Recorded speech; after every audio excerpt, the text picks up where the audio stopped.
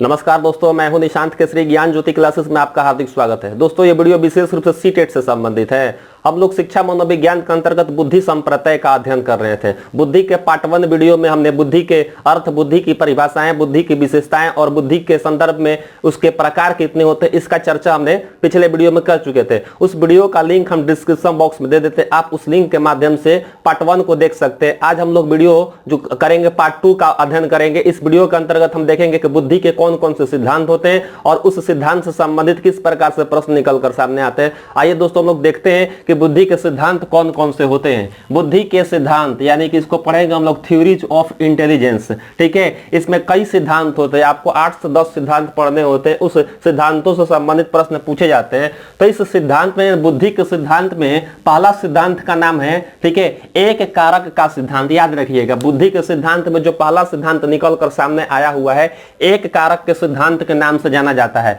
यह एक कारक का सिद्धांत जो आया था सन 1903 ईस्वी में आया था। ठीक है, एक कारक का सिद्धांत 1903 ईस्वी में आया था और इस एक कारक को एक तत्व का सिद्धांत या एक खंड का सिद्धांत के नाम से भी जाना जाता है। यानी कि एक कारक सिद्धांत कहिए या एक तत्व का सिद्धांत कहें या एक खंड का सिद्धांत कहें। तो इसमें इस सिद्धांत को लाने वाले कौन थे, यानी कि इस सिद्धांत के प्रतिपादक कौन थे? तो इस सिद्धांत के प्रतिपादक फ्रांस के निवासी अल्फ्रेड बिने को माना जाता है। बिने का आप नाम सुने होंगे। अल्फ्रेड बिने जो है बुद्धि मापन के क्षेत्र में वैज्ञानिक रूप से कह सकते हैं कि एक नया इन्होंने विकास किया। बुद्धि मापन के क्षेत्र में ये काफी विख्यात थे, सफल परीक्षण भी किए थे। तो इस प्रकार अल्फ्रेड बिने का नाम आता है और इन्होंने ही एक खंड या एक कारक, एक तत्व का सिद्धांत सन 1903 ईस्वी में दिया था। ये फ्रांस के रहने वाले थे। इनके सिद्धांत के कह सकते समर्थक कौन कौन थे, यानी इनके साथ जो कार्य करने वाले जो थे व्यक्ति, मनोवैज्ञानिक कह सकते हैं, कौन कौन थे समर्थक? टर्मन थे और स्टर्न नामक मनोवैज्ञानिक थे जो इनके सिद्धांत का समर्थन किया। चूंकि ये शिक्षा मनोविज्ञान के क्षेत्र में यदि बुद्धि के सिद्धांत के बारे में देखा जाए तो बुद्धि का यह प्रथम सिद्धांत है, इसलिए इसको कह सकते हैं बुद्धि का प्राचीन सिद्धांत है। इस सिद्धांत के अंतर्गत होता क्या, यानी कि अल्फ्रेड बिने जो अपने सिद्धांत में क्या वर्णन करते हैं। क्योंकि यहाँ पे देखिए, बुद्धि वह मानसिक शक्ति है जो व्यक्ति के समस्त कार्यों को संचालन करती है। आपको पता होगा, पिछले वीडियो में भी हम लोग बताए थे कि बुद्धि क्या है। तो बुद्धि समस्या समाधान करने का एक तरीका होता है। बुद्धि आत्मचिंतन करने की एक शक्ति होती है, यानी कि बुद्धि के द्वारा ही, बुद्धि एक आंतरिक ऐसी शक्ति है जो हम समस्याओं का समाधान करते हैं। कई प्रकार के समस्याओं का समाधान हमें करना है, समस्त कार्यों का संचालन करना है तो बुद्धि के माध्यम से ही करते हैं। ठीक है, इस सिद्धांत के तहत अर्थात एक कारक के सिद्धांत के अनुसार बुद्धि एक तत्व से बना होता है या एक कारक से बना होता है, एक खंड के रूप में होता है। यानी कि बुद्धि के एक कारक सिद्धांत के तहत बुद्धि कितने खंडों का है? बुद्धि में एक खंड होते हैं, बुद्धि में एक कारक होते हैं, बुद्धि में एक तत्व होते हैं। ठीक है, पहला सिद्धांत के अनुसार। ठीक है, और सभी व्यक्तियों में यह खंड समान रूप से होता है। ठीक है, और इस सिद्धांत के तहत यानी कि एक कारक के सिद्धांत के अंतर्गत बताया गया है कि बुद्धि एक अविभाज्य इकाई है। यानी कि बुद्धि का कह सकते विभाजीकरण हम नहीं कर सकते हैं। किसके अनुसार? यह पहला सिद्धांत यानी कि एक कारक का सिद्धांत के अनुसार, जिसके संस्थापक या फिर कह सकते प्रतिपादक अल्फ्रेड बिने को माना जाता है। इनके अनुसार बताया गया कि बुद्धि अविभाज्य इकाई है, इसको विभाजित नहीं किया जा सकता है। प्रत्येक व्यक्तियों में एक ही प्रकार के एक ही तत्व होते हैं और वही अपने तत्व के आधार पर समस्याओं का समाधान करते हैं। लेकिन अगर देखा जाए तो प्रत्येक व्यक्ति का सोचने समझने का तरीका अलग अलग होता है, नजरिया अलग अलग होता है, सबका समाधान कर सकते, समस्याओं का समाधान करने का तरीका अलग अलग होता है। तो क्या कारण है कि सभी व्यक्तियों का सफलता या सभी व्यक्तियों की असफलता एक ही प्रकार के नहीं होती है, सबकी कह सकते योग्यताएं अलग अलग होती है। लेकिन इस सिद्धांत के अनुसार बताया गया है कि सब व्यक्तियों में एक ही तत्व होते हैं। जब एक तत्व होते तो सभी की सफलता या असफलता या समस्या समाधान करने की क्षमता एक ही होती, लेकिन ऐसा तो होता नहीं है। अंततः इस सिद्धांत को नकार दिया गया, इस सिद्धांत की आलोचना की गई। आलोचना करने के पश्चात इस सिद्धांत को हटा दिया गया। ठीक है, चूंकि यह अविभाज्य इकाई है, इस प्रकार अल्फ्रेड बिने के इस सिद्धांत को निरंकुशवादी सिद्धांत के नाम से भी जाना जाता है। याद रखिएगा कि बुद्धि के सिद्धांत के अंतर्गत कौन से सिद्धांत को निरंकुशवादी सिद्धांत के नाम से जाना जाता है? तो वह पहला सिद्धांत है, यानी कि इस सिद्धांत का नाम क्या है? एक कारक का सिद्धांत। इसी एक कारक के सिद्धांत को निरंकुशवादी सिद्धांत के नाम से जाना जाता है। निरंकुशवादी इसलिए कहा गया क्योंकि इस सिद्धांत के अंतर्गत बताया गया कि बुद्धि अविभाज्य है, हम इसका विभाजीकरण नहीं कर सकते हैं। आगे चल के मनोवैज्ञानिकों ने इस तथ्य को गलत साबित किया, या कह सकते इस तथ्य की आलोचना हुई, तत्पश्चात बुद्धि का एक नया सिद्धांत निकलकर सामने आता है। तो याद रखिएगा, एक कारक सिद्धांत के प्रतिपादक कौन थे? अल्फ्रेड बिने थे। अब हम लोग आते हैं बुद्धि के सिद्धांत में, दूसरा सिद्धांत पढ़ेंगे। दूसरा सिद्धांत है द्विकारक का सिद्धांत। ठीक है, द्वि का मतलब होता है दो, कारक यानी वही फैक्टर चल रहा है। ठीक है, तो द्विकारक सिद्धांत जो कि 1904 ईस्वी में निकल कर आता है, और इसको हम दो तत्व का सिद्धांत या दो खंड का सिद्धांत भी कहते हैं। जैसे यहाँ पे एक तत्व था, एक खंड था, उसी प्रकार यहाँ पे दो तत्व दो खंड का सिद्धांत या द्विकारक का सिद्धांत। इसके प्रतिपादक स्पीयरमैन नामक एक मनोवैज्ञानिक है, ब्रिटेन के थे, इंग्लैंड के थे। ठीक है, स्पीयरमैन के द्वारा प्रतिपादन किया गया था सन 1904 ईस्वी में। याद रखिएगा, सन 1904 ईस्वी में द्विकारक का सिद्धांत लेकर आने वाले कौन मनोवैज्ञानिक थे?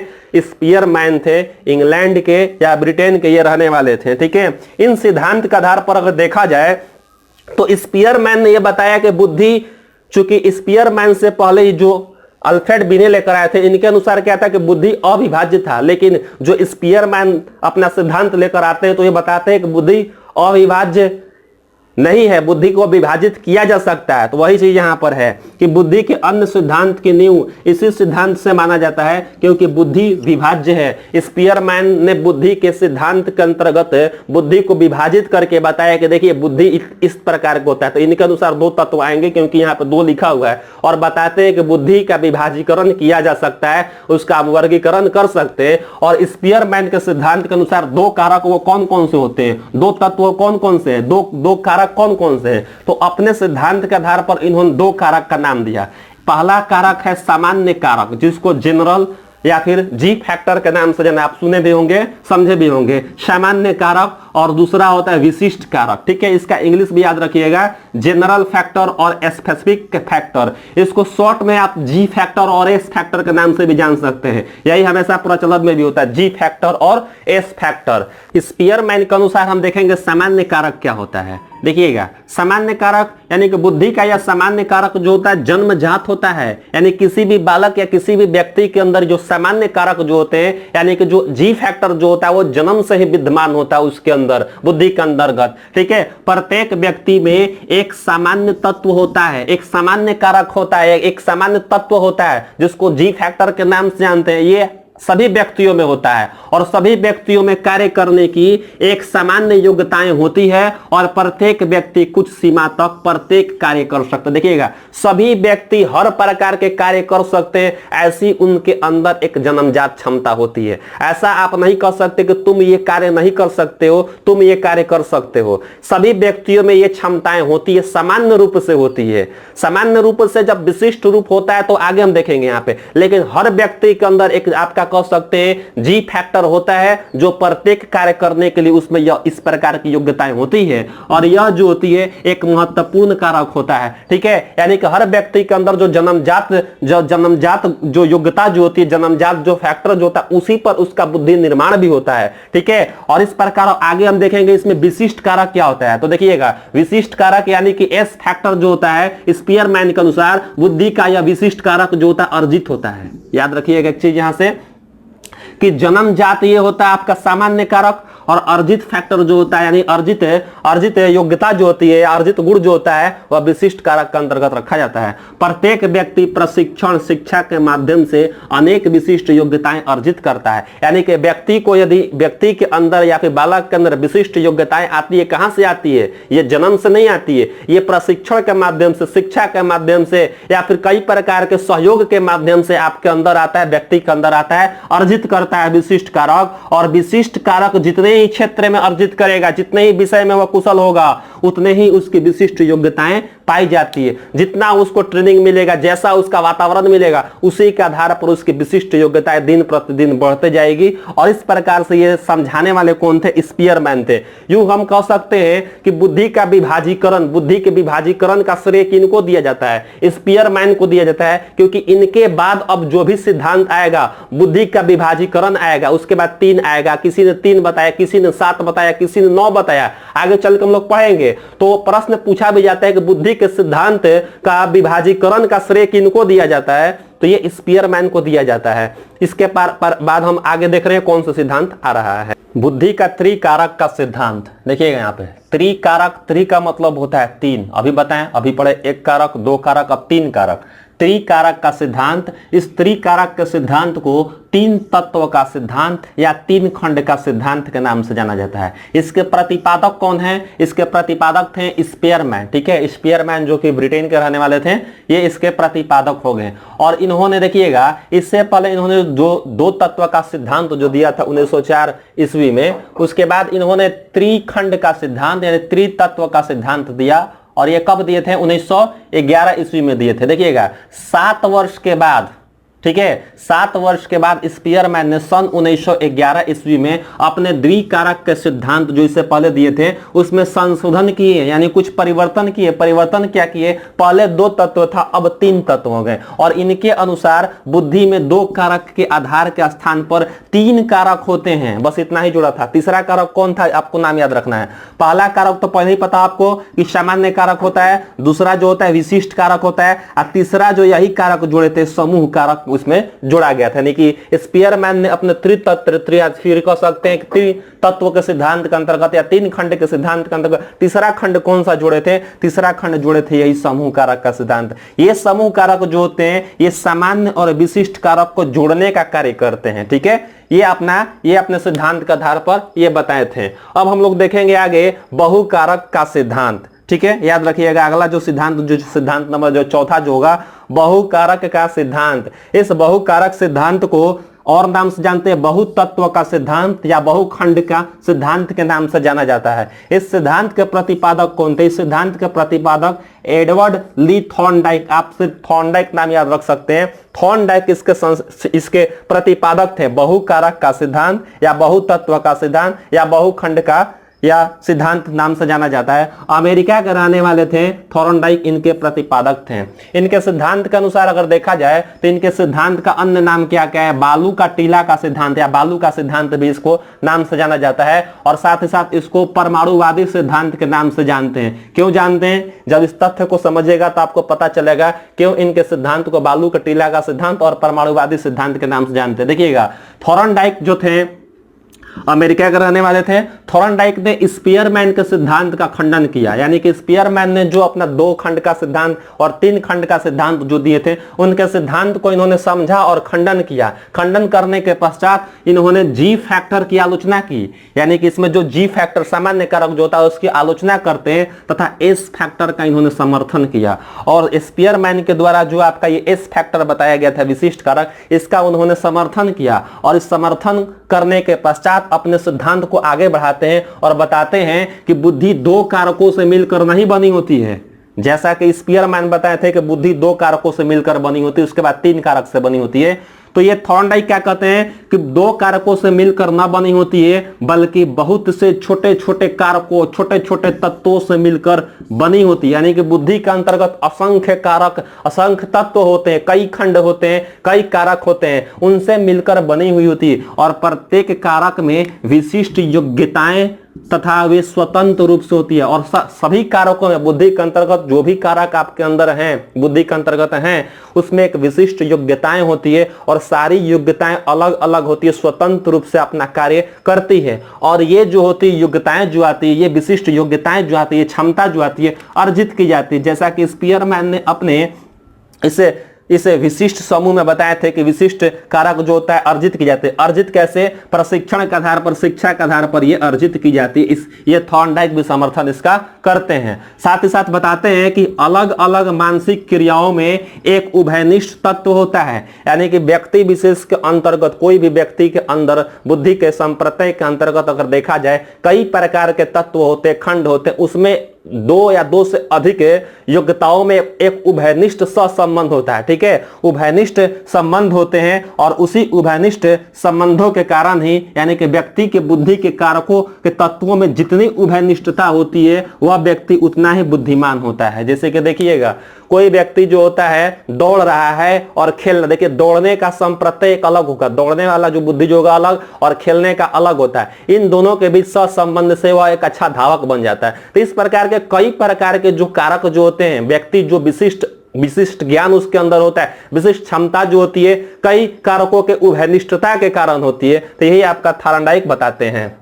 ठीक है, तो थॉर्नडाइक के द्वारा दिया गया था कौन सा, बहुकारक का सिद्धांत। ठीक है, थॉर्नडाइक के द्वारा दिया गया था। ये कहां के रहने वाले थे, अमेरिका के रहने वाले थे। इनके सिद्धांत को परमाणुवादी सिद्धांत के नाम से इसलिए जानते हैं कि बुद्धि जो होता है कई कारकों से बना है। अर्थात देखिएगा, बालू जो होता है, अगर थोड़ा सा बालू लीजिएगा उसमें छोटे छोटे कण होते हैं, उस आधार पर बुद्धि होता है। तो इस प्रकार से परमाणुवादी सिद्धांत और बालू का टीला का सिद्धांत के नाम से जाना जाता है।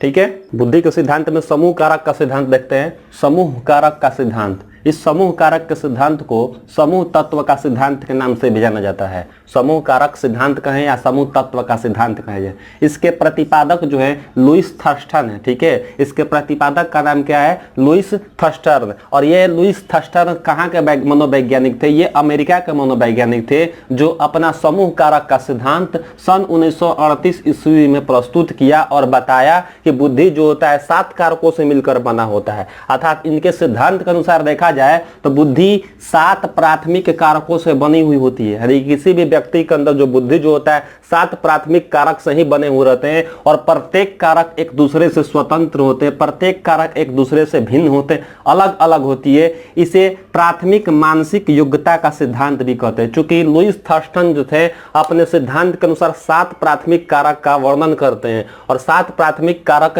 को हम प्राथमिक मानसिक योग्यता यानी कि प्राथमिक मानसिक योग्यता के सिद्धांत के नाम से भी जानते हैं। ये 7 प्राथमिक मानसिक योग्यता यानी कि PMA, प्राइमरी मेंटल एबिलिटी। ठीक है, याद कर लीजिएगा, प्राथमिक मानसिक योग्यता 7 प्रकार के प्राथमिक मानसिक योग्यता किनके द्वारा दिया गया था, तो ये दिया गया था लुईस थर्स्टन। आप थर्स्टन भी याद रख सकते हैं, थर्स्टन भी कहीं लिखा हुआ रहता है। ठीक है, तो इसे 7 प्रकार के प्राथमिक मानसिक योग्यताएं क्या क्या होती है इसको हम समझेंगे। पहला इसमें आता है आंकिक कारक। ठीक है, आंकिक कारक यानी कि न्यूमेरिकल। ठीक है, न्यूमेरिकल फैक्टर, नाम से ही आंकिक मतलब होता है अंक से संबंधित, यानी कि अंकों की समझ की योग्यता। ठीक है, यानी कि जिस व्यक्ति में अंक की समझ की योग्यता है तो उसके अंदर कौन सा फैक्टर है, तो वह फैक्टर आपका हो जाएगा आंकिक कारक है। ऐसे तो सब में समान होता है, जिसमें ये फैक्टर ज्यादा हो जाता है तो आगे चल के वो अच्छे गणितज्ञ बन जाते हैं, प्रॉपर्टी डीलर हो जाते हैं, इनकम टैक्स के जो ऑफिसर जो होते हैं, इस प्रकार की उनमें योग्यता अंकों से संबंधित क्रियाओं का करने की योग्यता अधिक होती है, तो ये आंकिक कारक कहलाता है। दूसरा होता है शाब्दिक कारक। शाब्दिक कारक को वर्बल फैक्टर बोलते हैं और यह वर्बल फैक्टर होता क्या है कि शब्दों और वाक्यों के अर्थ समझ की योग्यता। कोई भी शब्द कोई भी वाक्य है लिखा हुआ, आप उसकी अर्थ को अर्थ समझकर आप उसको समझा भी दे रहे हैं, तो इस प्रकार की जो योग्यता जो होती है उस योग्यता को हम शाब्दिक कारक बोलते हैं। ऐसे जो होते हैं जिसमें यह शाब्दिक कारक की मात्रा ज्यादा होती है तो वह आगे चल के कवि, लेखक, न्यूज एंकर, संपादक जो होते हैं उनमें इस प्रकार की योग्यताएं ज्यादा पाई जाती है, देखने को मिलता है। तीसरा जो कारक जो होता है 7 प्राथमिक कारक में से तीसरा कारक हम देखेंगे स्थानिक कारक। स्थानिक कारक को स्पैटियल फैक्टर भी बोलते हैं। ठीक है, स्थानिक कारक का होता है किसी स्थान की समझ,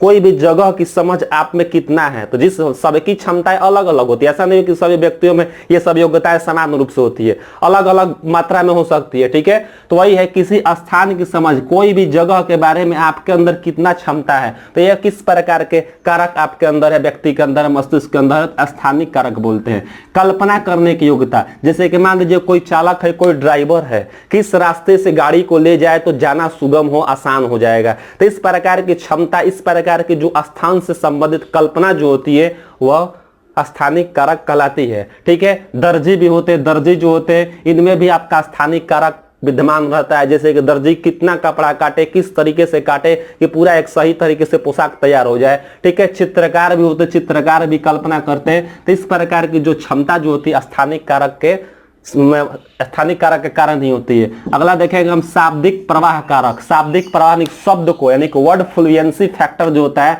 आप अपने शब्दों की गति किस प्रकार से प्रदर्शित कर रहे हैं, तो ऐसे व्यक्तियों में व्याकरण की समझ होती है, साथ ही साथ शब्द या वाक्यों की रचना करने की योग्यता होती है। कोई भी शब्द बनाना हो, कोई भी वाक्य की रचना करना हो, इस प्रकार के व्यक्ति में पाई जाती है। जैसे कि कोई नेता ले लीजिए, नेता अपने कह सकते भाषण के माध्यम से, अपने वर्ड फ्लुएंसी के माध्यम से लोगों को बांध कर रखते हैं। व्याख्याता यानी लेक्चरर जो होते हैं, लेक्चरर भी जो होते हैं अच्छे व्याख्याता होते हैं, अर्थात कह सकते वर्ड फ्लुएंसी इनकी जो होती है, शाब्दिक प्रवाह कारक जो होती है, काफी अच्छी मानी जाती है उनमें। आगे है पांचवा पॉइंट, पांचवा जो इसका जो है स्मृति कारक, यानी कि 5 नंबर का जो प्राथमिक कारक है स्मृति कारक, जिसको मेमोरी फैक्टर बोलते हैं, नाम से ये स्मृति मेमोरी यानी किसी पाठ या फिर किसी विषय या फिर घटना को याद करने की योग्यता सभी व्यक्तियों में अलग अलग होती है। तो कोई कोई व्यक्ति देखिएगा, बालक देखिएगा, किसी भी चीज को तुरंत वो स्मृति में धारण कर लेता, तुरंत उसको याद हो जाता है। तो इस प्रकार का जो उसमें फैक्टर जो मौजूद है, इस प्रकार का जो वो उसके अंदर कारक जो है, उसे स्मृति कारक के नाम से जाना जाता है।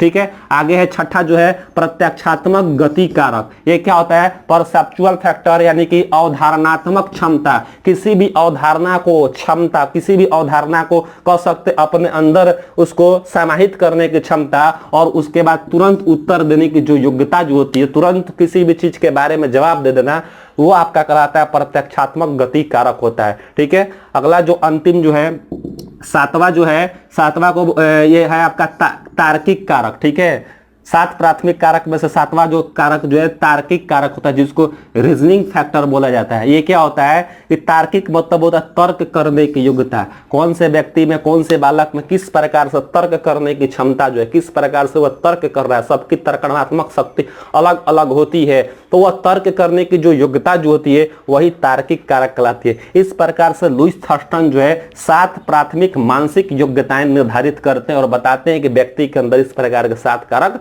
होते हैं। इनके कुछ प्रसिद्ध पुस्तकें हैं। ठीक है, लुईस थर्स्टन के कुछ प्रसिद्ध पुस्तकें यहाँ पे द नेचर ऑफ इंटेलिजेंस पुस्तक, दूसरा पुस्तक है प्राइमरी मेंटल एबिलिटी और तीसरा पुस्तक है मल्टी फैक्टर एनालिसिस। याद रखिएगा, the nature of intelligence, primary mental ability और मल्टी फैक्टर एनालिसिस, ये 3 पुस्तकें हैं, प्रसिद्ध पुस्तकें, पूछा भी जा सकता है। तो इस प्रकार से 7 कारक जो है लुईस थर्स्टन के सिद्धांत समूह कारक के सिद्धांत के तहत बताया गया है। बुद्धि के सिद्धांत में छठा सिद्धांत है बुद्धि की संरचना का सिद्धांत। बुद्धि की संरचना के सिद्धांत को हम और नाम से जानते त्रियामी सिद्धांत, त्रिविमीय सिद्धांत, त्रियामी सिद्धांत। ठीक है, और इसका प्रचलित जो नाम जो है बुद्धि की संरचना का सिद्धांत के नाम से जाना जाता है। इस सिद्धांत के प्रतिपादक कौन है? जेपी गिलफोर्ड नामक एक मनोवैज्ञानिक है जो अमेरिका के हैं। ठीक है, अमेरिका के रहने वाले जेपी गिलफोर्ड सन 1967 ईस्वी में, ठीक है, सन 1967 ईस्वी में बुद्धि की संरचना का सिद्धांत प्रस्तुत किया।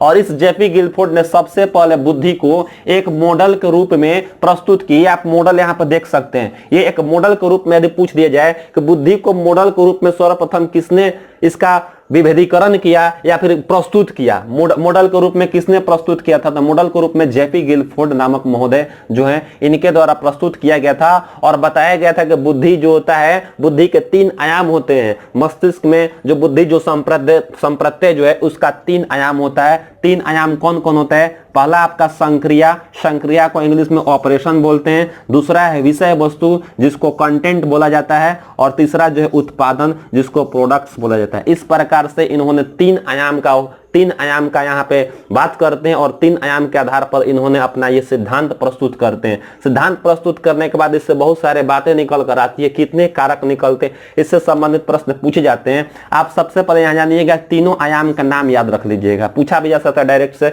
निम्न में से जेपी गिलफोर्ड के द्वारा कौन सा आयाम नहीं है? तो 3 याद रहेगा तभी तो एक आपको अलग से देगा उसमें। तो एक संक्रिया, दूसरा विषय वस्तु और तीसरा उत्पादन। ठीक है, इंग्लिश आपका ऑपरेशंस, कंटेंट्स और प्रोडक्ट्स। इस प्रकार से 3 आयाम होते हैं। इन तीनों आयाम को हम लोग यहाँ पे समझेंगे। उसके बाद इसमें हम लोग देखते हैं कि कितने कारक निकल कर सामने आए, मूल रूप से कितने थे, जब संशोधन हुआ था तो कितने हुआ, फिर द्वितीय संशोधन हुआ तो कितने हुआ। तो सबसे पहले यहाँ पे देखेंगे हम विषय वस्तु।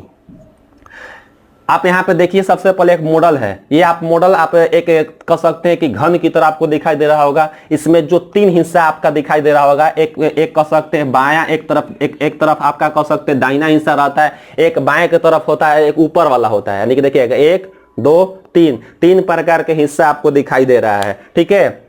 और इसमें आपका नाम है, इधर वाला को जो नाम जो होगा इसको हम बोलेंगे विषय वस्तु।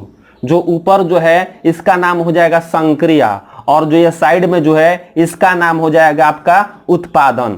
और इसके अंतर्गत आपका भी वर्गीकरण किया गया है। तो यहाँ पे सबसे पहले हम विषय वस्तु को देखते हैं, विषय वस्तु क्या होती है और इसके कौन कौन से पार्ट होते हैं। तो देखिए यहाँ पे विषय वस्तु शुरुआती दौर में इसको 4 भागों में बांटा गया था, ठीक है। आप देख सकते हैं यहाँ पे 4 भाग कौन कौन को, 1 2 3 4। यानी कि ये जो बॉक्स जो बना हुआ है, ये सारे बॉक्स जो बने हुए हैं किसके हो जाएंगे, आकृतिक हो जाएंगे। उसके बाद जो दूसरा जो होगा प्रतीकात्मक होगा, ये जो होगा बॉक्स जो होगा प्रतीकात्मक का हो जाएगा। शाब्दिक, ये जो बॉक्स जो होगा वो शाब्दिक का होगा। और जबकि ये बॉक्स जो होगा ये वाला आपका हो जाएगा व्यवहारात्मक, आपका कह सकते भाग है। तो इस प्रकार विषय वस्तु के अंतर्गत 4 भाग का उन्होंने जिक्र किया और विषय वस्तु के अंतर्गत होता है। अब देखिए विषय वस्तु क्या होता है। जब कभी भी व्यक्ति के सामने कोई समस्या आती है, कोई भी समस्या जब आती है जीवन में, तो वह यही चार हिस्से के अंतर्गत, यही 4 भाग के रूप में आती है। या तो आकृतिक के रूप में आएगा, नहीं तो कोई प्रतीक के रूप में आएगा, या फिर शाब्दिक के रूप में आएगा, या फिर व्यवहार के रूप में होगा। आकृतिक में आपका दृश्य या फिर श्रव्य, यानी कि सुन कर भी इस प्रकार की समस्याएं आती है। या फिर देखने वाला जो है, मतलब किसी भी समस्या को हम देख रहे हैं तो उसके बाद वह विषय वस्तु के रूप में, प्रतीकात्मक चिन्ह के रूप में, प्रतीक के रूप में इस प्रकार का आपका कोई समस्या है, या फिर कोई शाब्दिक रूप से शब्द के द्वारा कोई समस्या का पूछा जा रहा है तो वो हो जाएगा। और व्यवहारात्मक किसी व्यक्ति या किसी मानव के द्वारा या बालक के द्वारा व्यवहार के रूप में अगर विषय वस्तु के रूप में आया तो वो आपका हो जाएगा। इसके अंतर्गत आपका 4 थे, ये 5 है भी बताएंगे बाद में। अभी यहाँ पे 4 समझिएगा, 4 हो जाएंगे विषय वस्तु के अंतर्गत, ठीक है। विषय वस्तु को कितने भाग में बांटे थे शुरुआती दौर में, 4, 1 2 3 4। अब देखेंगे यहाँ पे दूसरा जो हिस्सा जो होगा संक्रिया होगा, क्योंकि मस्तिष्क के सामने सबसे पहले विषय वस्तु के रूप में समस्या आएगा। जब समस्या आता है तो मस्तिष्क उसका क्या करता है, मस्तिष्क अब उसका संक्रिया करता है, ऑपरेशन करता है, ठीक है। ऑपरेशन करने के पश्चात उसका रिजल्ट निकल जाएगा। जब भी आपसे कोई प्रश्न पूछते हैं हम, तो प्रश्न किस रूप से पूछ सकते हैं, इन चारों माध्यम से प्रश्न पूछा जा सकता है। आपसे हम किसी आकृति को दिखाकर प्रश्न पूछ सकते हैं, या फिर कोई प्रतीक के रूप में प्रश्न पूछ सकते हैं, या मान लीजिए शब्द के रूप में हम कोई बोलेंगे कि इस चीज का नाम क्या है, इस प्रश्न का उत्तर दीजिए, शब्द के रूप में दिए, या फिर अपने हम व्यवहार के रूप में आपसे प्रस्तुत करके समस्या का समाधान पूछ रहे हैं, ठीक है। तो ये आपके सामने आया। अब इसके माध्यम से क्या होगा, मस्तिष्क संक्रिया करता है। संक्रिया इस प्रकार से होती है। तो संक्रिया में देखेंगे क्या होता है, संक्रिया को 5 भागों में बांटा गया है, 1 2 3 4 5। यानी कि इधर 1, ये 2 3 4 5 भाग हो जाएंगे। पांचों भाग का नाम आप याद रखिएगा। संक्रिया का अंतर्गत पहला भाग जो होगा संज्ञान, ठीक है। दूसरा है स्मृति, तीसरा है अभिसारी चिंतन, चौथा है अपसारी चिंतन, और 5वां जो है वह मूल्यांकन हो जाएगा। सबसे पहले जब कभी भी विषय वस्तु के समक्ष समस्याएं आती है, मस्तिष्क में जाती है, मस्तिष्क उसका ऑपरेशन करता है संज्ञान के रूप में। देखिएगा संज्ञान का मतलब ही होता है ज्ञान। जब कभी भी आपसे कोई ये प्रश्न पूछा गया विषय वस्तु के रूप में, तो संज्ञान, मस्तिष्क में संज्ञान आया। स्मृति के आधार पर अभिसारी चिंतन, अपसारी चिंतन, मूल्यांकन के पश्चात आपका ऑपरेशन होते रहेगा।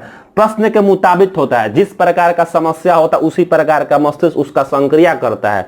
और यह संक्रिया संज्ञान के रूप में आपकी स्मृति क्षमता कैसी है, अभिसारी चिंतन। अभिसारी चिंतन का मतलब परंपरागत चिंतन कहा जाता है। ये प्राचीन समयों से चली आ रही जो धारणा है, उसी धारणा के आधार पर चिंतन किया जाता है। इसको कन्वर्जेंट थिंकिंग बोलते हैं। जबकि अपसारी चिंतन क्या होता है, अपसारी चिंतन डाइवर्जेंट थिंकिंग, इसमें मौलिकता, इसमें नयापन, इसमें कह सकते हैं कि लचीलापन देखने को मिलता है। डाइवर्जेंट थिंकिंग, खुलकर सोचना, आउट ऑफ द बॉक्स चिंतन, इसी को बोला जाता है, अपसारी चिंतन को ही कहा जाता है, ठीक है। इसके कह सकते हैं कि एक उत्तर होते हैं, इसके अनेक उत्तर होते हैं। अपसारी चिंतन सृजनात्मकता वाले वीडियो में हम बताए थे, आप लोगों को देख लीजिएगा।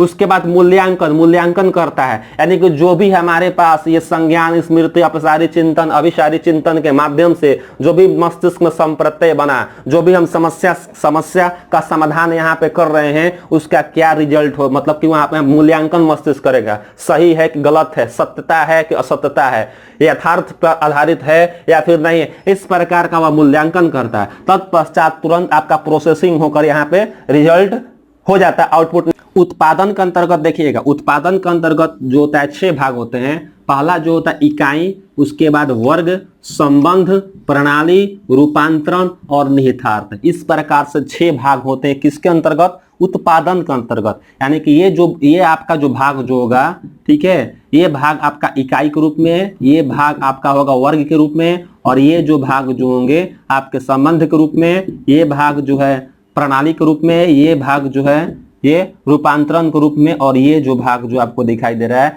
ये निहितार्थ के रूप में। इस प्रकार जेपी गिलफोर्ड महोदय ने अपने बुद्धि के जो मॉडल सिद्धांत जो था, या फिर बुद्धि की संरचना का जो सिद्धांत जो था, इस प्रकार से भाग का वर्गीकरण करते हैं। विषय वस्तु के अंतर्गत कितने भाग मूल रूप से थे, तो 1 2 3 4 थे, ठीक है। तो देखिएगा, विषय वस्तु के अंतर्गत 4 भाग थे। उसके बाद कह सकते हैं संक्रिया के अंतर्गत कितने भाग बताएं, 1 2 3 4 5 भाग बताते हैं, ठीक है। उसके बाद जो उत्पादन है इसके अंतर्गत कितने भाग, 1 2 3 4 5 6। इस प्रकार से आपका 4 गुने 5 गुना 6, ये क्योंकि अब हम आपको बताते हैं। इस प्रकार से संबंधित देखिए कैसे प्रश्न पूछे जाते हैं। पूछा जाता है कि जेपी गिलफोर्ड महोदय के द्वारा जो बुद्धि संरचना का सिद्धांत या मॉडल का सिद्धांत दिया गया था, मूल रूप से कितने कारकों का उन्होंने जिक्र किया था, मूल रूप से कितने कारकों का उन्होंने वर्णन किया था। तो कितने कारक हो गए देख लीजिएगा, 4 गुने 5 गुने 6, 4 5 20, 20 छक्का 120, यानी कि मूल रूप से आपको 120 कारकों का इन्होंने वर्णन किया। पूछा जा सकता है कि कुल कारक कितने थे शुरुआती दौर में, तो 120 कारक थे। बाद में इन्होंने अपने इस मॉडल के सिद्धांत में परिवर्तन करते हैं, संशोधन करते हैं, ठीक है। तो प्रथम बार जब इन्होंने संशोधन किया, सबसे पहले याद रखिएगा, जेपी गिलफोर्ड ने अपने मॉडल के सिद्धांत में या फिर बुद्धि आयामी सिद्धांत या फिर त्रिआयामी सिद्धांत के 2 बार संशोधन किए थे। कितने बार, 2 बार संशोधन किए थे। प्रथम संशोधन जो किया गया था विषय वस्तु के अंतर्गत किया गया था, यानी कि विषय वस्तु कहां है, विषय वस्तु ये भाग होगा। शुरुआती दौर में 4 भाग था, अब हो जाएगा 5, यानी कि विषय वस्तु में संशोधन करते हैं। विषय वस्तु के कौन से भाग में संशोधन करते हैं ये भी पूछा जा सकता है। तो विषय वस्तु के आकृतिक वाले भाग में संशोधन करते हैं, यानी कि पहला ये जो आकृतिक भाग है इसी में संशोधन करते हैं, इनमें नहीं। प्रतीकात्मक, शाब्दिक या व्यवहारात्मक में परिवर्तन नहीं करते, ये परिवर्तन करते हैं आकृतिक वाले हिस्से में, और इस आकृतिक को हटाकर इसका नया नाम रखते हैं दृश्य एवं श्रव्य। याद रखिएगा, दृश्य और दृश्य का मतलब देखना और श्रव्य का मतलब सुनना। इस प्रकार से इन्होंने इस नया भाग का निर्माण करते हैं, ठीक है। तो इस प्रकार से आप देखेंगे अब कितना भाग निकल कर सामने आता है। ये तो आकृति हट गया, इसके स्थान पर 2 आ गए, यानी कि 1 2 3 4 5, कितने हो गए, 5 हो गए। तो यहां पे देखिएगा, अब जो हो गए विषय वस्तु के अंतर्गत प्रथम संशोधन में 5, उसके बाद इसमें किसी प्रकार का संशोधन नहीं हुआ, यानी कि मूल रूप से जितना भाग था उतना ही रहेगा, 1 2 3 4 5, ठीक है। तो यहां पे हो जाएगा 5 गुना, उसके बाद इसमें भी किसी प्रकार का परिवर्तन नहीं, 1 2 3 4 5 6, इस प्रकार से गुना कीजिए, 5 गुना 5 यानी और गुना 6, 50 25, 25 छक्का 150, यानी कि 150। इस प्रकार प्रथम संशोधन के पश्चात कुल कितने कारक निकलकर सामने आते हैं, 150 कारक निकलकर सामने आते हैं। तो प्रथम संशोधन में विषय वस्तु में परिवर्तन किया गया था, विषय वस्तु में संशोधन किया गया था। विषय वस्तु के कौन से भाग में, तो विषय वस्तु के आकृतिक वाले भाग में संशोधन किया गया था। प्रश्न पूछा जा सकता है, ठीक है। जेपी गिलफोर्ड ने अपने इस मॉडल सिद्धांत में द्वितीय बार संशोधन करते हैं, और द्वितीय बार संशोधन कौन से भाग में करते हैं, तो द्वितीय बार जब संशोधन करते हैं ये संक्रिया के अंतर्गत संशोधन करते हैं, इस संक्रिया में संशोधन करते हैं, ठीक है। और संक्रिया के कौन से भाग में, तो संक्रिया के स्मृति वाले भाग में संशोधन करते हैं, ठीक है। स्मृति में संशोधन करने के पश्चात इसका 2 नाम देते हैं, लेखन और धारण, यानी कि लेखन स्मृति या धारण स्मृति इसको कह सकते हैं। तो इस प्रकार से कारकों की संख्या अब कितनी हुई वर्तमान में, तो इसमें संशोधन के पश्चात कितने थे, संशोधन के पश्चात इसमें आपका 5, इसके बाद इसमें संशोधन हुआ था संक्रिया में, अब कितने हो जाएंगे, 1, ये दोनों हो जाएगा 2, यानी कि 1 2 3 4 5 6, ठीक है, तो 6 हो जाएगा। इसमें किसी प्रकार का संशोधन नहीं, जितना है उतना, यानी कितना है 6 है, तो 6 इस प्रकार से कितना 5 6 का 30 और 30 में 6 से गुना होगा तो हो जाएगा 180, यानी कि वर्तमान में कुल कितने कारक हैं, तो वर्तमान में 180 कारक हैं। याद रखिएगा यहाँ पे 120 150 180 कब कब हुआ, 120 आरंभ में था, मूल रूप से था कारक की संख्या। प्रथम संशोधन के पश्चात 150 कारक हो गए, द्वितीय संशोधन में 180 कारक अभी वर्तमान में वही कारकों की संख्या है। प्रश्न पूछा जाएगा किसमें परिवर्तन होता प्रथम संशोधन में, प्रथम संशोधन विषय वस्तु के अंतर्गत आकृतिक वाले हिस्सा में, द्वितीय संशोधन संक्रिया में संक्रिया की स्मृति वाले भाग में संशोधन किया, उत्पादन में किसी प्रकार का संशोधन नहीं किया गया। तो इस प्रकार से आपका संशोधन करने के पश्चात कारकों की संख्या निकल कर आती है। अब देखिए प्रश्न आता है किस किस प्रकार से, कितने कितने आयाम हैं, कितने विषय वस्तु के रूप, विषय वस्तु में कौन कौन से आते हैं, विषय वस्तु के अंतर्गत आप सबका नाम याद रखिएगा। पूछा जा सकता है निम्न में से विषय वस्तु के अंतर्गत कौन सा हिस्सा नहीं है या कौन सा भाग है, ठीक है, तो आकृतिक, प्रतीकात्मक, शाब्दिक और व्यवहारात्मक जो है, और इसी के अंतर्गत 2 आकृति का हो जाएगा दृश्य एवं श्रव्य विषय वस्तु के अंतर्गत, ठीक है। उसके बाद यहां पर आपका संक्रिया, संक्रिया के अंतर्गत कौन कौन से आते हैं, संक्रिया के अंतर्गत आपका संज्ञान, स्मृति, अभिसारी चिंतन, अपसारी चिंतन, मूल्यांकन, और यहाँ पे आपका उत्पादन जो है इकाई, वर्ग, संबंध, प्रणाली, रूपांतरण, निहितार्थ के रूप में निकलकर सामने आता है। अब देखिएगा बच्चों के सामने या फिर व्यक्ति के सामने जब कभी भी कोई समस्या आती है तो वह समस्या किस रूप से आती है, समस्या कैसे आती है, कोई भी समस्या जो आती है विषय वस्तु के रूप में आती है, और यह जो विषय वस्तु जो होता है इस विषय वस्तु के अंतर्गत आपका देखिएगा इस रूप से आता है। जैसे कि मान लीजिएगा विषय वस्तु आकृति के रूप में, प्रतीकात्मक रूप में, शाब्दिक रूप में या व्यवहारात्मक रूप में। जैसे कि मान लीजिएगा बालक है, कक्षा कक्ष में हम किसी बालक को कोई आकृति दिखाते हैं, ठीक है, या कोई संकेत देते, कोई प्रतीक दिखाते हैं। जैसे मान लीजिएगा इस मार्कर को हम उसको दिखाते हैं, अब बोलेंगे कि ये क्या है, तो ये बोल नहीं, सिर्फ इस तरह से दिखाएं, ठीक है। तो दिखाने के पश्चात जैसे ही बालक को आप ये चीज दिखाए हुए हैं, ठीक है, दिखाने के पश्चात बालक किस रूप से देख रहा है, इसको दृश्य रूप में, आकृतिक है और आकृतिक रूप में ये देख रहा है। देखने के पश्चात उसका मन में यानी कि उसके मस्तिष्क में संक्रिया होगी, संज्ञान के रूप में चाहे स्मृति के रूप में, जिस प्रकार से हो ये होगी, और अंततः वह बालक जो बोलेगा सर ये तो मार्कर है, ठीक है। तो ये क्या हुआ, इस प्रकार से विषय वस्तु, संक्रिया और आपका उत्पादन हो गया। कोई राज्य की राजधानी पूछ लेंगे बच्चों से, किसी भी राज्य की अगर राजधानी पूछे, देश की राजधानी पूछिएगा तो बालक में इस प्रकार का प्रोसेसिंग होते रहता है। अर्थात विषय वस्तु के रूप में किसी राज्य की राजधानी आप पूछते हैं, उत्तर प्रदेश की राजधानी बताओ, बच्चे आप लोग उत्तर प्रदेश की राजधानी बताइए, बच्चे से आप पूछ रहे हैं तो किस रूप से पूछ रहे हैं, आप शब्द के रूप में पूछ रहे हैं, शब्द के रूप में, ठीक है, एक वाक्य के रूप में आप पूछ रहे हैं कि उत्तर प्रदेश की राजधानी कहाँ है। बालक उसका प्रश्न सुना, सुनने के उपरांत बालक के संज्ञान में आया, स्मृति यानी स्मृति, उसको याद है तो जवाब देगा, मन ही मन अपना प्रोसेसिंग करेगा, अभिसारी चिंतन भी करेगा कि लखनऊ होगा कि पटना होगा कि दिल्ली होगा, इस प्रकार अपना उसमें करेगा चिंतन, अंततः मूल्यांकन करेगा कि हाँ उत्तर प्रदेश की राजधानी लखनऊ होती है, मन में संशोधन करेगा, मन में अपना मूल्यांकन करेगा, लास्ट में आपका उत्तर देगा इकाई के रूप में, सर उत्तर प्रदेश की राजधानी लखनऊ होती है। तो इस प्रकार से क्या हो गया, प्रोसेसिंग रिजल्ट निकल गया। जीवन में विभिन्न प्रकार की जो समस्याएं आती है इसी विषय वस्तु के अंतर्गत आती है। व्यक्ति क्या करता है, उसका मस्तिष्क जो है वह संक्रिया करता है, अंततः उसका उत्पादन करके उस समस्या का समाधान कर लेता है। इस प्रकार जेपी गिलफोर्ड ने अपने त्रिआयामी या फिर त्रिविमीय सिद्धांत के अंतर्गत समझाने का प्रयास करते हैं। तो कोई भी इससे संबंधित यदि प्रश्न पूछा जा रहा है तो आसानी से आप इसमें से 4-5 पॉइंट्स याद रखिएगा, बहुत ही सरल है, आसानी से इसको याद रख लीजिएगा। बुद्धि की संरचना का सिद्धांत किनके द्वारा, गिलफोर्ड महोदय के द्वारा दिया गया था। मॉडल का सिद्धांत इनको कहा जाता है, ठीक है। तीन आयाम होते हैं, संशोधन 2 बार हुआ है, ठीक है। कितने कितने कारक थे, 120, 150, 180। यहाँ पे आप देख सकते हैं, नाम याद रख सकते हैं इसका कि विषय वस्तु के अंतर्गत कौन आता है, उसके बाद संक्रिया के अंतर्गत क्या आता है और उत्पादन के अंतर्गत क्या क्या आते हैं। इस प्रकार से इस मॉडल को, इस सिद्धांत को जेपी गिलफोर्ड का बुद्धि के मॉडल का सिद्धांत का नाम से जाना जाता है। बुद्धि के सिद्धांत में 7वां सिद्धांत है हार्वर्ड गार्डनर का बहुबुद्धि सिद्धांत। देखिएगा, हार्वर्ड गार्डनर का बहुबुद्धि सिद्धांत, उनके नाम से भी हम लोग इस सिद्धांत के नाम को जानते हैं। जैसे कि इसका मूल रूप से इस सिद्धांत का नाम होगा बहुबुद्धि का सिद्धांत। ये बहुबुद्धि के सिद्धांत हावर्ड गार्डनर के द्वारा इसके प्रतिपादक है। सन 1983 ईस्वी में इस बहुबुद्धि का सिद्धांत दिया गया था। ये जो हावर्ड गार्डनर जो थे अमेरिका के रहने वाले थे। देखिए आप इससे पहले बहुबुद्धि या बहुखंड का सिद्धांत थॉर्नडाइक का भी पढ़े थे, तो बहुबुद्धि का सिद्धांत थॉर्नडाइक भी दिए हुए हैं और बहुबुद्धि का सिद्धांत आपका हावर्ड गार्डनर भी दिए हैं। लेकिन वहां पे जो थॉर्नडाइक जो है बहुखंड का सिद्धांत नाम रखते हैं, जबकि इनका जो नाम जो है बहुबुद्धि के सिद्धांत के नाम से जाना जाता है।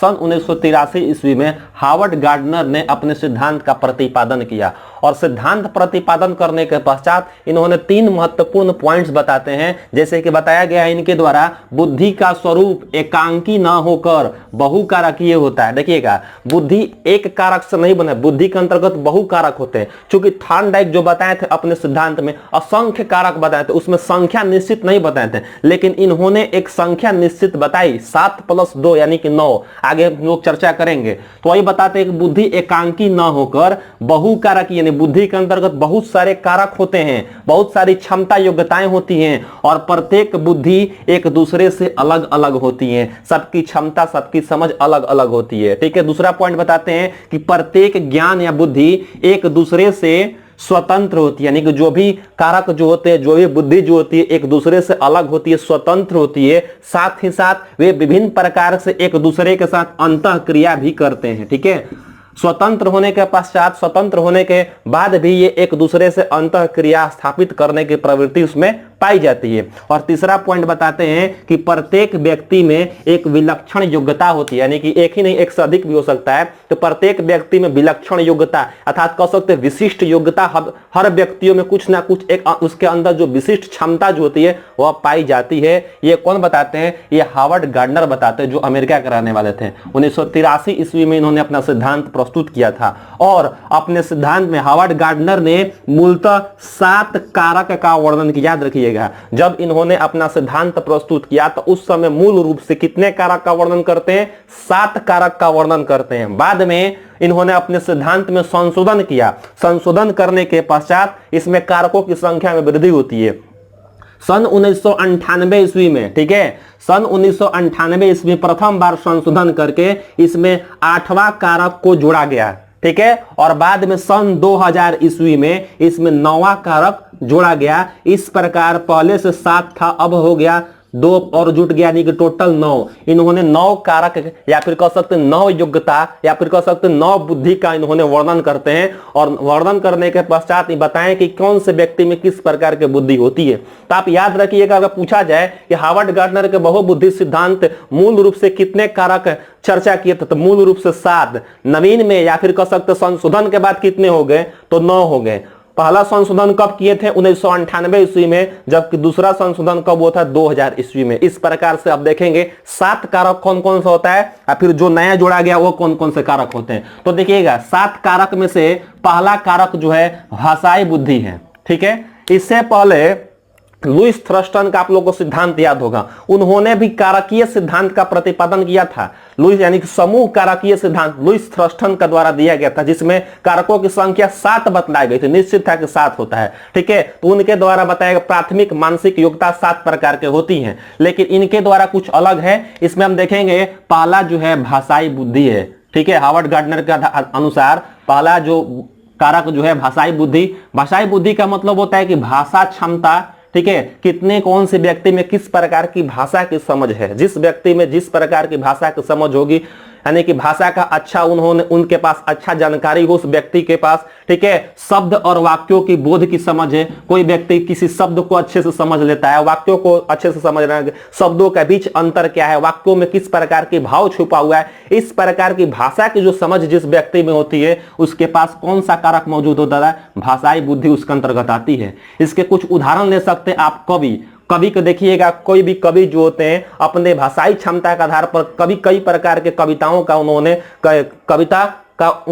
करते हैं। ठीक है, इस प्रकार से रचना करते हैं। अध्यापक के अंदर भी भाषाई क्षमता होती है, एक वकील के अंदर भाषाई क्षमता होती है, अनुवादक के अंतर्गत भी आपका भाषाई क्षमता। देखिए, तो वकील का काम देखिएगा, जब भी वकील अपना कह सकते हैं मुकदमा रखते हैं कोर्ट के सामने, तो अपने भाषाई क्षमता के आधार पर अपने विचारों को रखते हैं। अनुवादक वही चीज हो गया। आगे देखेंगे दूसरा आपका तार्किक गणितीय बुद्धि। नाम पर तार्किक गणितीय बुद्धि, यानी कि तर्क करने की क्षमता। तर्क करने की क्षमता, साथ ही साथ गणितीय समस्याओं के समाधान करने की क्षमता।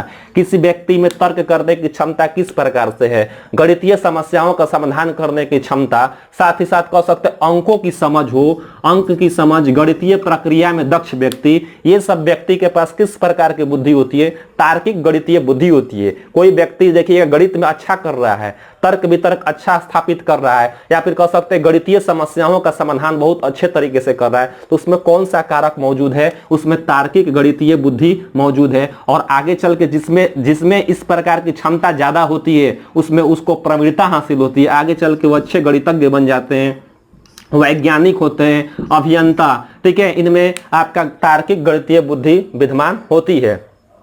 आगे तीसरा पॉइंट या तीसरा कह सकते कारक स्थानिक बुद्धि, ठीक है। स्थानिक बुद्धि का मतलब होता है, बताए थे, स्थानिक बुद्धि का मतलब होता है मानसिक कल्पनाओं को चित्र का स्वरूप देना।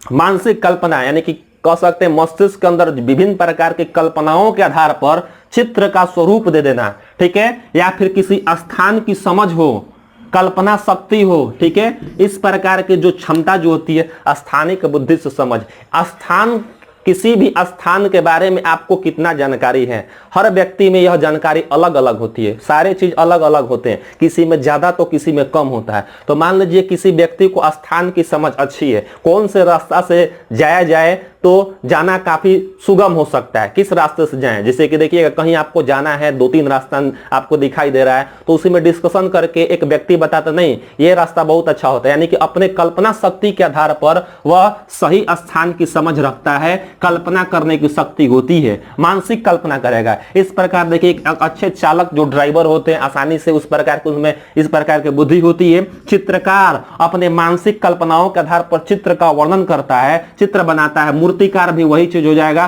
कवि के अंतर्गत भी आता है कोई यात्रा के दौरान हमें किस प्रकार के बुद्धि का प्रयोग किया जाता है। मान लीजिए आप कहीं बाहर यात्रा करने गए हुए हैं, तो यात्रा के दौरान होता क्या है, कई प्रकार के आपको कह सकते हैं स्थानों से सामना करना पड़ता है, स्थान के बारे में आपको जानना होता है। तो इस प्रकार की जो समझ जो थी स्थानिक बुद्धि के अंतर्गत होती है। अगला इसमें दिया है चौथा नंबर पे शारीरिक गतिक बुद्धि, ठीक है। हार्वर्ड गार्टनर के अनुसार चौथा जो है शारीरिक गतिक बुद्धि। शारीरिक गतिक बुद्धि शरीर से संबंधित है, यानी कि शारीरिक गति पर नियंत्रण रखने की क्षमता, हमारे शरीर के गति पर नियंत्रण रखने की क्षमता, या फिर शरीर के अंग एवं मस्तिष्क के बीच संतुलन करने की जो समझ की जो क्षमता जो स्थापित जिस व्यक्ति के अंतर्गत है वह उसके अंतर्गत शारीरिक गतिक बुद्धि विद्यमान है। इसके अंतर्गत होता क्या है कि शरीर पर गति नियंत्रण रखना, यानी कि शरीर के बारे में, अपने शरीर के बारे में शारीरिक रूप से जानना। जैसे कि देखिएगा कोई अच्छा जो डांसर जो होता है अपने नृत्य के प्रति देखिएगा अच्छे डांसर में ये शारीरिक गतिक बुद्धि होती है। या फिर कोई खिलाड़ी है, वो खिलाड़ी भी अपना शरीर पर नियंत्रण रखता है, किस प्रकार से अपने शरीर को रखा जाए कि एक अच्छा खिलाड़ी बना जा सके, एक अच्छे प्लेयर्स के रूप में अपने आप को स्थापित कर सके। योगाचार्य यानी कि जो योग प्रशिक्षण होते हैं, योग सिखाते हैं, तो उसको किसकी समझ है, किस प्रकार की उनके अंदर में बुद्धि विद्यमान है, कारक है, ये शारीरिक कारक उसमें ज्यादा है, तभी तो योगाचार्य बन रहे हैं। बताते हैं कि अपने शरीर को किस प्रकार से घुमाना है, किस प्रकार से उसको कह सकते हैं चारों तरफ से घुमाना है, या फिर किस प्रकार से हमें करना है। तो ये जो समझ जो होती है वह शारीरिक गति बुद्धि के अंतर्गत आ जाता है। या फिर कोई सर्जन जो डॉक्टर जो होते हैं शरीर से संबंधित जो क्रियाकलाप करते हैं, शरीर से कह सकते हैं चीड़ फाड़ जो करते हैं, या फिर शरीर के डेंटिस्ट हो गए, इस प्रकार से जो भी आपका डॉक्टर जो होते हैं वो शारीरिक गति बुद्धि के अंतर्गत आते हैं। अगला इसमें बताया गया है सांगीतिक बुद्धि। सांगीतिक बुद्धि यानी कि संगीत से संबंधित है, म्यूजिक से संबंधित है। तो संगीत की समझ कितनी है, संगीत के अंतर्गत तारत्व जो होता है, यानी कि कह सकते हैं आवाज तारत्व होता है, या फिर लय स्थापित करने की जो क्षमता जिसमें जितनी होती है उसके अंतर्गत सांगीतिक बुद्धि होती है, ठीक है। सब में ये कह सकते हैं विलक्षण योग्यता होती है। ऐसा कोई जरूरी नहीं कि सभी व्यक्तियों में पूरा होता है, ऐसा नहीं होता, थोड़ा थोड़ा हो सकता है, लेकिन किसी में विशिष्ट होता है, ज्यादा होता है, प्रशिक्षण के माध्यम से वो अर्जित करता है इस प्रकार से, ठीक है। तो देखिएगा कोई अच्छे संगीतकार हो गए, या फिर कोई गायक है, या फिर भजनकार है, इसमें किस प्रकार की बुद्धि विद्यमान है, उसके अंतर्गत सांगीतिक बुद्धि का उसमें पाई जाती है। छठा बुद्धि है व्यक्तिगत आत्मन बुद्धि या अंतरा वैक्तिक बुद्धि या वैक्तिक आत्म बुद्धि। पहले इसका नाम समझिएगा, क्योंकि यहीं से संबंधित प्रश्न पूछे जाते हैं। सीटेट में 6 और 7 से प्रश्न पूछे जाते हैं। देखिएगा यहाँ पे व्यक्तिगत आत्मन बुद्धि, ठीक है, या इसको अंतरा वैक्तिक बुद्धि बोलते हैं। अंतरा याद रखिएगा, अंतरा वैक्तिक बुद्धि या वैक्तिक आत्मबुद्धि, ठीक है, यानी कि खुद से संबंधित या स्वयं से संबंधित है। इसको इंग्लिश में बोलेंगे, याद रखिएगा, पर्सनल सेल्फ इंटेलिजेंस। सेल्फ मतलब स्वयं से, ठीक है। तो यहाँ पे आपका हो जाएगा तो सेल्फ इंटेलिजेंस बुद्धि, या फिर कह सकते हैं कि व्यक्तिगत आत्मन बुद्धि, अंतरा वैयक्तिक बुद्धि और वैयक्तिक आत्म बुद्धि। ये होता क्या है कि अपनी भावना, अपनी संवेग, अपनी मूल प्रवृत्ति जो जन्मजात होती है उसकी समझ की क्षमता होनी चाहिए, ठीक है। यानी कि जिस व्यक्ति में अपनी भावना को समझने की योग्यता है, अपने संवेग को समझने की योग्यता है, अपने मूल प्रवृत्ति को समझ रहा है और उसके उपरांत अपने अभिव्यक्ति को व्यक्त कर रहा है, उसके उपरांत कह सकते उसको समझने के बाद अपने भावनाओं को रखता है, अपने संवेगों को रखता है, यानी कि स्वयं की समझ, अपने बारे में यदि स्वयं की समझ है किसी व्यक्ति को, तो वह किस प्रकार का उसके बुद्धि, किस प्रकार का उसका कारक में मौजूद है, तो वह होता है अंतरा वैयक्तिक बुद्धि, या उसके अंदर में व्यक्तिगत आत्मन बुद्धि है, या उसके अंदर वैयक्तिक आत्म बुद्धि का संप्रत्यय विकसित है, ठीक है। तो स्वयं की समझ जब कहेगा, याद रखिएगा, तो अंतरा वैयक्तिक बुद्धि हो जाएगा। इसमें आत्मदर्शन होगा। आत्मदर्शन मतलब स्वयं का, मतलब कि अपने आप को समझने की क्षमता, अपने आप को समझने की योग्यता जो होती है वह कहलाती है आपकी अंतरा वैयक्तिक बुद्धि। अब यहाँ पर देखिएगा व्यक्तिगत अन्य बुद्धि, यहाँ पे आत्मन था, स्वयं से था, यहाँ पे अन्य, अन्य मतलब अदर्श हो जाएगा। तो व्यक्तिगत अन्य बुद्धि और अंतर वैयक्तिक बुद्धि, देखिएगा यहाँ पे अंतरा शब्द है, यहाँ पे अंतर शब्द है। अंतरा स्वयं के लिए होता है, अंतर दूसरों के लिए होता है, ठीक है। अंतरा वैयक्तिक बुद्धि या व्यक्तिगत अन्य बुद्धि, देखिएगा यहाँ पे आत्म था, यहाँ पे अन्य था। सिंपल सा नाम है, एक बार ध्यान रखिएगा तो आसानी से समझ में आ जाएगा। पर्सनल अदर्स इंटेलिजेंस इसको बोलते हैं। इसको बोला जाता था सेल्फ इंटेलिजेंस, इसको क्या होगा, अदर्स इंटेलिजेंस, माने दूसरों की समझ है, दूसरों को आप किस प्रकार से समझ रहे हैं। यहाँ पे तो अपने स्वयं की समझ हो गई दूसरों की समझ, यानी कि दूसरों की भावना, दूसरों के संवेग, दूसरे के मूल प्रवृत्ति की समझ की यदि क्षमता है, समझ रहे हैं दूसरे के भावनाओं को, दूसरे के संवेगों को। जो व्यक्ति, मान लीजिए कोई दूसरा व्यक्ति किस प्रकार का संवेग प्रदर्शित कर रहा है, किस प्रकार का व्यवहार प्रदर्शित कर रहा है, आप उसके व्यवहारों को समझ रहे हैं कि नहीं, ये जो मूल प्रवृत्ति आधारित है, ये संवेग के कारण इस प्रकार से होता है, ठीक है। तब पश्चात आप निर्णय लेते हैं। तो इस प्रकार की जो आप में जो समझ जो होती है, इंटेलिजेंस जो होता है, दूसरों की समझने की जो भावना जो आपके अंदर होती है, या संवेग समझने की जो आपके अंदर जो क्षमता जो होती है दूसरों की, वो कही जाती है व्यक्तिगत अन्य बुद्धि या अंतर वैयक्तिक बुद्धि। या इसको कह सकते हैं, देखिएगा, दूसरों की मनोवृत्ति की समझ। देखिएगा, दूसरों की मनोवृत्ति की समझ, यहाँ पे था स्वयं की समझ, यहाँ पे क्या होगा कि दूसरों की मनोवृत्ति। मनोवृत्ति का मतलब मानसिक स्थिति, ठीक है। मानसिक स्थिति दूसरों की कैसी है, आपको उस चीज की समझ है, आप दूसरे की भावनाओं को समझ रहे हैं। तथा बाह्य दर्शन, ठीक है, यहाँ पे क्या था, आत्मदर्शन स्वयं, यहाँ पे है बाह्य दर्शन, है दूसरों का कह सकते समझ विकसित करना। तो ये आपकी कही जाती है व्यक्तिगत अन्य बुद्धि, अंतरा और अन्य, क्योंकि यहाँ से संबंधित प्रश्न पूछे भी गए हैं प्रीवियस ईयर में, आप देख सकते हैं। अगला, ये सात कारक थे, ठीक है, हार्वर्ड गार्डनर के द्वारा जो बहुबुद्धि सिद्धांत दिया गया था, मूल रूप से 7, और बाद में इसमें संशोधन किया गया। तो संशोधन करके 8वां जो इसमें बुद्धि जोड़ा गया सन 1998 ईस्वी में। नाम क्या था, प्रकृतिवादी बुद्धि। प्रकृतिवादी बुद्धि नाम से ही है, प्रकृति यानी कि प्रकृति में उपस्थित तत्वों की समझ। प्रकृति में उपस्थित तत्वों की समझ, यानी कि प्रकृति के अंतर्गत जो भी तत्व मिलकर बना है, पूरा प्रकृति के अंतर्गत क्या क्या है मौजूद, जो पार्ट्स हैं, उन सब की समझ विकसित होना। साथ ही साथ कह सकते हैं ज्ञान का संबंध वनस्पति जगत से, पेड़ पौधे से, जीव जंतु से, प्राकृतिक सौंदर्य तथा घटनाओं की यदि व्यक्ति में समझ है, तो इस प्रकार उसके अंदर कौन सा बुद्धि विद्यमान है, प्रकृतिवादी बुद्धि है, ठीक है। जैसे कि देखिएगा, वनस्पति जगत से संबंधित होगा, पेड़ पौधे से होगा, जीव जंतु से होगा, प्राकृतिक सौंदर्य में सब कुछ आ जाएगा, ठीक है। उसके बाद प्रकृति में कौन सी घटनाएं क्यों हो रही है, उसकी समझ यदि है, संप्रत्यय विकसित है उस व्यक्ति के अंदर, तो उसको बोला जाता है प्रकृतिवादी बुद्धि, ठीक है। ऐसे बुद्धि जिसमें प्रकृतिवादी बुद्धि की मात्रा ज्यादा होती है, ठीक है, तो वो आगे चल के देखिएगा इस प्रकार की बुद्धि में होते वनस्पति वैज्ञानिक। जो वनस्पतिक वैज्ञानिक होते हैं उनमें मौसम वैज्ञानिक तुरंत मौसम का पता लगा के बता सकते हैं, ठीक है। उसके बाद जीव वैज्ञानिक हो जाएंगे। किसान के अंदर भी आपका प्राकृतिक बुद्धि पाई जाती है, क्योंकि मौसम के आधार पर या फिर कह सकते हैं मिट्टी की जांच परख करके वो बता देंगे कि किस प्रकार के इसमें फसल होगी, किस मौसम में किस प्रकार से करना है, यानी कि प्रकृतियों को समझने का इनमें क्षमता होता है। आगे है 9वां जो है अंतिम कारक जोड़ा गया था, यानी कि 9वां बुद्धि जो है अस्तित्ववादी बुद्धि। यह कब जोड़ा गया था, 2000 ईस्वी में जोड़ा गया था हार्वर्ड गार्डनर के अनुसार, ठीक है। तो अस्तित्ववादी बुद्धि होता है क्या, देखिएगा, संसार के रहस्यों को समझने की क्षमता, संसार का रहस्य, प्रकृति कैसे बना, इस संसार में कह सकते हैं किस प्रकार से इसकी उत्पत्ति हुई है, ठीक है, या फिर इसमें कह सकते हैं संसार को जो भी आपका रहस्य, अनसुलझे रहस्य, उसको समझने की क्षमता, और दर्शन शास्त्र की समझ, अस्तित्व की विचारधारा की समझ, इस प्रकार के यदि समझ है, इस प्रकार का अगर उसमें दिमाग में कह सकते हैं मस्तिष्क में संप्रत्यय विकसित है, तो वह आपका हो जाएगा अस्तित्ववादी बुद्धि के अंतर्गत होता है। जैसे कि देखिएगा, दार्शनिक चिंतक जो होते हैं उसके अंदर ये प्रकार की बुद्धि होती है, या फिर कोई दर्शन शास्त्री है या संत या योगी जो होते हैं उनके अंदर ये अस्तित्ववादी बुद्धि पाई जाती है। सन 2000 ईस्वी में उस बुद्धि को जोड़ा गया। जीवन मरण क्या है, ठीक है, आत्मा क्या है, परमात्मा, इस प्रकार का जो संप्रत्यय किसी व्यक्ति के अंदर आ रहा है तो वह कौन सा होगा, अस्तित्ववादी बुद्धि के अंतर्गत रखा जाता है। इस प्रकार हमने बुद्धि के सिद्धांत से संबंधित कुल आपका 7 सिद्धांत समझे,